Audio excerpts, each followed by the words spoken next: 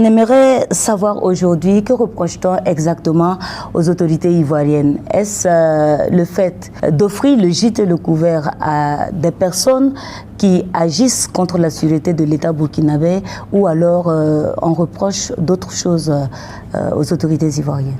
Que reproche-t-on aux autorités ivoiriennes? Suivant. Tous les cerveaux de ce complot, comme ceux des complots précédents, ils sont aujourd'hui en Côte d'Ivoire, qui leur offre bien sûr le gîte et le couvert. Et c'est depuis donc ce pays que toutes ces tentatives-là sont ourdies, orchestrées, et surtout que certains d'entre eux aujourd'hui, pour certains d'entre eux, les masques sont tombés parce qu'ils sont en état. Les masques sont tombés. D'abord, il faudrait mentionner monsieur très élégant. Regardez. Bravo. Bravo. Bravo. Il a mis bien. Monsieur est très élégant, très bien assis autour de sa personnalité. Et je pense qu'en quelques secondes déjà, il attaque le point, d'après lui. Suivant. En étroite collaboration avec les terroristes qui endeuillent notre pays, ils en sont les porte-voix. Ils amplifient aujourd'hui les attaques terroristes. Et tous les jours, ils travaillent donc à démoraliser nos forces combattantes. Et ce sont des gens aujourd'hui qui ont renié leur patrie, qui ont renié la terre dans laquelle est enterré leur cordon ombilical. Ok, donc déjà là, on accuse deux personnes. Il y a la Côte d'Ivoire, pas la Côte d'Ivoire, mais les autorités de la Côte d'Ivoire, et secondo, ceux qui ont renié leur patrie. Monsieur Ouedraogo dit que les autorités de la Côte d'Ivoire sont ceux qui donnent de l'espace à respirer à ceux qui veulent du mal à la République.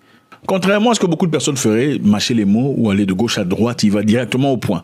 C'est en Côte d'Ivoire que ça se passe. C'est extrêmement grave, mais ça montre aussi à quel point ces individus-là sont sans dignité. Donc, ils sont tous en Côte d'Ivoire. Ils sont en Côte d'Ivoire. Nous le disons, les faits sont têtus. Les faits sont têtus. Le chef de l'État l'a dit. Entre les peuples burkinabés et ivoiriens, il n'y a aucun problème. Vous avez entendu ça? Une haute forme de maturité. Déjà directement, il sépare les autorités ivoiriennes de la population ivoirienne, qui n'ont absolument rien à voir avec ce qui se passe actuellement. Ce sont des peuples qui ont toujours vécu en bonne intelligence, en toute fraternité. Et aujourd'hui, il est pratiquement impossible de séparer. Il est impossible de séparer qui? Ces deux peuples-là. Ces deux peuples. Ils sont fortement imbriqués par l'histoire, par la géographie. Et c'est difficile aujourd'hui. Il est impossible de séparer ces deux peuples, la Côte d'Ivoire et le Burkina Faso. Donc déjà là, il sépare d'abord les autorités de la population qui n'a absolument rien à voir avec le fait ou les choses qui se passent actuellement. Les autorités, si pas de plusieurs personnes, d'une personne, qui ne représente pas nécessairement la vie ou le besoin ou les intentions des Ivoiriens population. Donc, les populations, d'après monsieur, burkinabés et ivoiriennes, sont frères. Et n'ont absolument rien à voir en ce qui concerne tout ce qui est manipulatoire, tout ce qui est offensif et tout ce qui est hostile. Continuons. Voir une famille qui n'a pas un frère en Côte d'Ivoire. C'est impossible d'avoir une famille qui n'a pas un frère en Côte d'Ivoire. On a beaucoup de frères ivoiriens qui vivent au Burkina Faso ici. Oui. Tout ce qui se joue comme action de manipulation pour déstabiliser notre pays, le peuple ivoirien n'est pas au courant. Le peuple ivoirien n'est pas au courant de tout ce qui se joue comme déstabilisation de notre pays. En d'autres termes, ce qui se joue comme déstabilisation, s'il y en a manifestement, c'est dans l'objectif d'enrichir financièrement, moralement, mentalement, un certain groupe spécifique de personnes qui ne représentent absolument pas la population ivoirienne dans son intégralité. Vous voyez l'intelligence ici, sociale et émotionnelle. Suivant.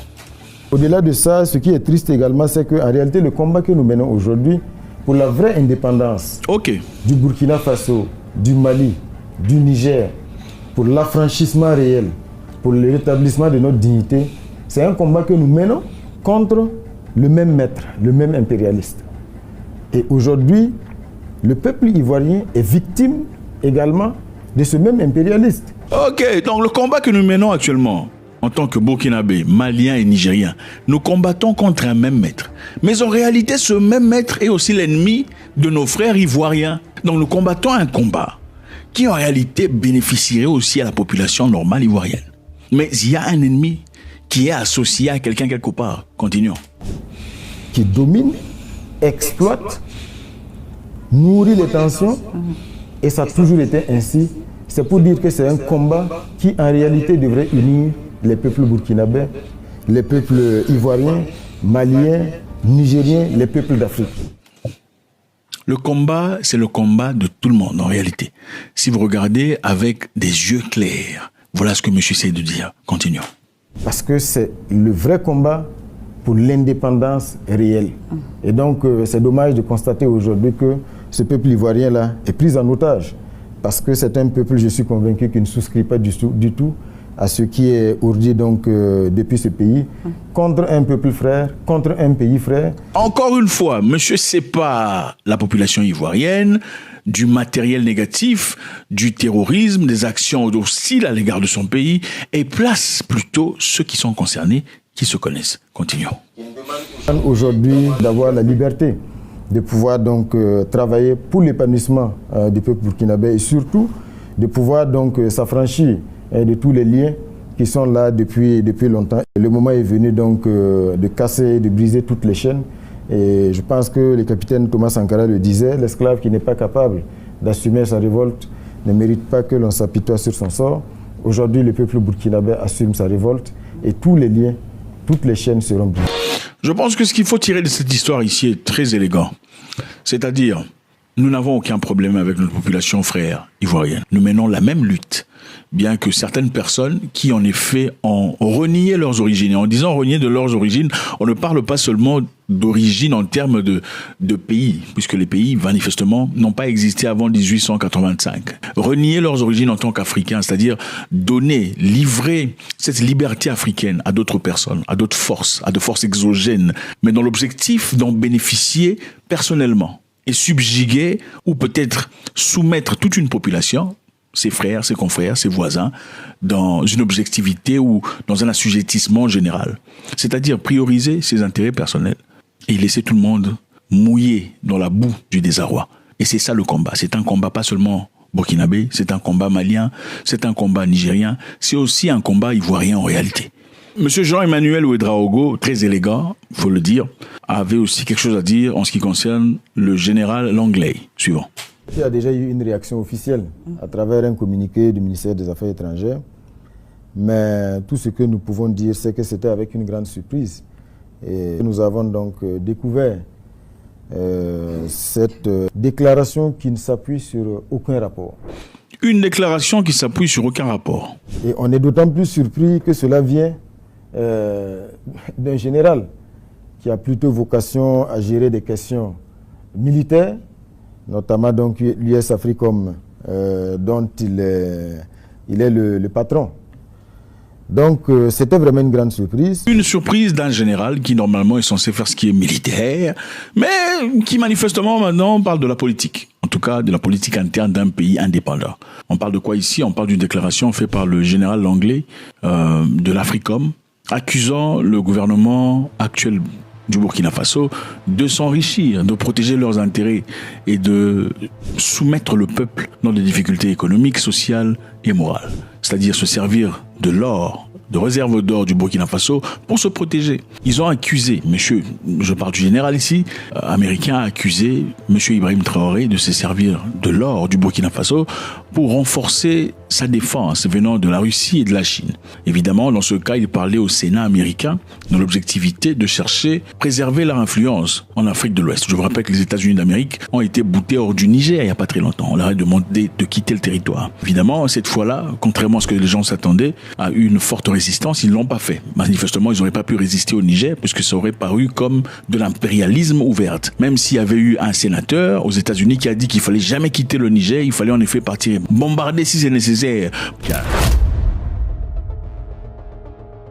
U.S. president would do, say that C-130s are on their way to Niger today with the water and the medicine and the food our troops need, that they will have a full fighter pilot escort there. And if the Nigeri government or any other third world thug tries to even turn on their air defense systems, we should show those leaders and those thugs what the target package looks like on their houses and their family members, because it should not be Americans that are suffering because President Biden and Blinken are... Pour rester au Niger, mais en tout cas, nous pensons tous qu'il y a eu quand même un fait de honte, ok, quand on a quand même honte de se battre avec une personne moins forte ou une personne moins âgée. Dans ce cas, en parlant du Burkina Faso, en ce qui est de termes militaires. Mais en quittant le pays, il a critiqué le Burkina Faso comme si rien de positif n'arrivait au Burkina Faso depuis l'arrivée d'Ibrahim Traoré. Voilà la réponse de monsieur le Premier ministre.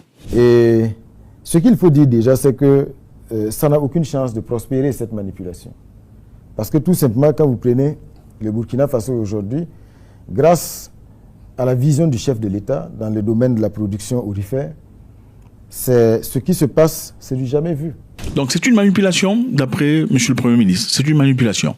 Ce qui se passe au Burkina Faso actuellement, président de la République, c'est du jamais vu. Pour prendre l'exemple de l'année qui s'est achevée, 2024, la Société nationale des substances précieuses, SONASPE, a collecté plus de 8 tonnes d'or en 2024. Le premier trimestre 2025, nous sommes à plus de 11 tonnes d'or déjà collectées. Ok, 8 tonnes dans le passé, 11 tonnes déjà. Ça grandit ou ça rétrécit? Point d'interrogation. Continuons. C'est une société d'État. Ok, ce n'est pas une société privée. Je vous rappelle ici que les États-Unis d'Amérique signera beaucoup de choses dans sa qualité privée. Quand c'est du privé, c'est bon. Quand c'est de l'État, on n'aime pas. Je vous rappelle ici que l'une des raisons pour lesquelles on n'a pas beaucoup aimé Kadhafi, c'est parce qu'il avait nationalisé tout ce qui lui appartenait. En tout cas, tout ce qui appartenait aux Libyes. Il avait nationalisé. Et on l'a pas aimé, puisque son pays était bloqué. C'était carrément mis à côté, ostracisé du commerce international. Les États-Unis et la Grande-Bretagne étaient prêts à aller faire la guerre en Libye. C'est jusqu'à ce que M. Kadhafi, malgré lui, avait accepté d'ouvrir la porte aux entreprises internationales, qu'on a commencé à lui parler comme si c'était un humain. Okay? Donc, généralement, le capitalisme estime, dans la plupart des cas, que tout ce qui est nationalisé, tout ce qui appartient à l'État ne fonctionne pas correctement.